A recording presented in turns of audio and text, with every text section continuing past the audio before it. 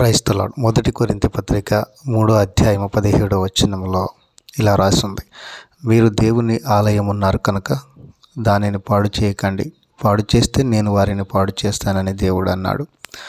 నేటి యవనస్తులు ఈ విషయాన్ని మర్చిపోయి తన శరీరాలను ఎన్నో వ్యసనాల ద్వారా పాడు చేసుకుంటూ ఉన్నారు. సోదరి, నిన్ను దేవుడు పాడు చేయకముందే తెలుసుకొని మీ శరీరాలను సజీవ యాగముగా సమర్పించుకోవాల్సిందిగా మనం చేస్తూ ఉన్నాను. నీ యవనమును బట్టి ఎవడు నిన్ను తృణీకరించకుండా చూసుకోమన్నాడు దేవుడు. యవనస్తులారా, మీ జీవితాలు మీరు కాపాడుకోవాలంటే వాక్యానికి చోటివ్వండి, వాక్యానికి తలంచండి.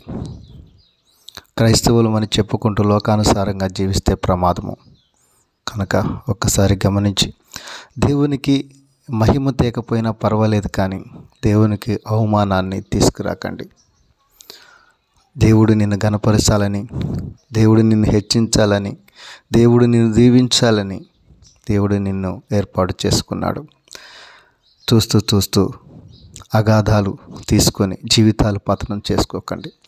ప్రార్థనా జీవితానికి దగ్గర అవ్వండి, వాక్యం ధ్యానించండి. మీ జీవితాలు మీరు కట్టుదిట్టం చేసుకొని దేవుని కృపలో ముందుకు వెళ్ళవలసిందిగా మనవి చేస్తూ ఇట్లు మీ సహోదరుడు. Praise the lord.